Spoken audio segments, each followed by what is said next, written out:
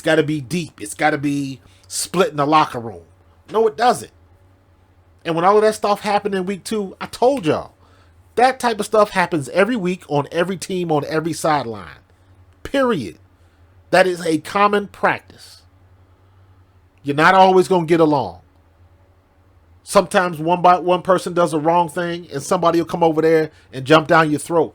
But it's not like it's breaking the fabric of a team. Again, media got to run with that and just, they got to try to add something to it. And it doesn't belong.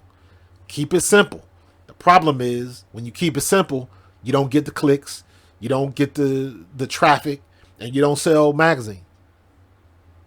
That's it in a nutshell. So they try to spice it up, try to make it into something that it isn't. And they might get the clicks, but they end up, alienating the players that they're rooting for. This is basically answering, like, he didn't talk to the media, so that's why people thought. Well, I mean, you didn't talk to the media for a little bit there, and I mean, you wonder why. You see what the media is doing right now. This past whole month, you wonder why I'm not talking to them. I don't want to talk to them because no matter what I say, you guys gonna make a story anyway and pinpoint it however you want to pinpoint it. Yep. That's it in a nutshell. Whenever an athlete, especially when you in a losing streak, whenever you shove a microphone in somebody's face and you don't like the answer that they're giving, they're either not being truthful with you or there has to be something else to the story. And because you, as a news reporter, have to fill in the gaps, you fill in the gaps. You make up stuff. And you come up with some outlandish stuff. And it just, you sending a snowball down the hill, it just gets bigger and bigger. And in this day and age, when I played, you could avoid all of that. Or at least you could ignore it. It was a lot easier to ignore. Now you can't. The noise is so loud with social media and things of that nature. The way information travels, it's instant. So you do have to deal with it. Now, I still don't think that you don't need to have players dealing with it in a locker room at halftime and craziness like that. But you can't avoid this onslaught of information anymore. Now, like one of the things, some of these, I heard the comments from Peter King today.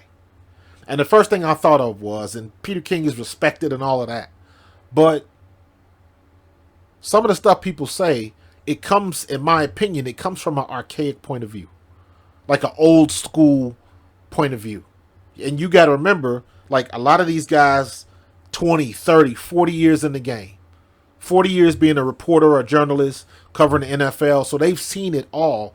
And now they got to share the stage with somebody that never went to school for journalism. Nothing like that. Some kid decided to pick up a computer, read up and study stats and analytics so they know the X's and O's and the numbers of the game just as good as a 30-year vet. So they can talk that talk and be on even keel. And because social media lets you put that information out sometimes faster than they do on TV, now they've leveled the playing field. And some of these OGs in the game, they don't like that.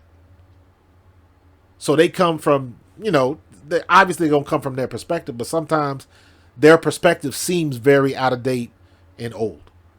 When A.J. Brown was going on his silence strike, he didn't want to talk to the media, and it was only for a couple of days, people lost their mind. Everybody had an idea or a theory on what was going on in the locker room. It was a schism, and it was split in the locker room. And I'm like, when people say something like that was split in the locker room, y'all don't know what you're talking about. You've never seen something like that happen before.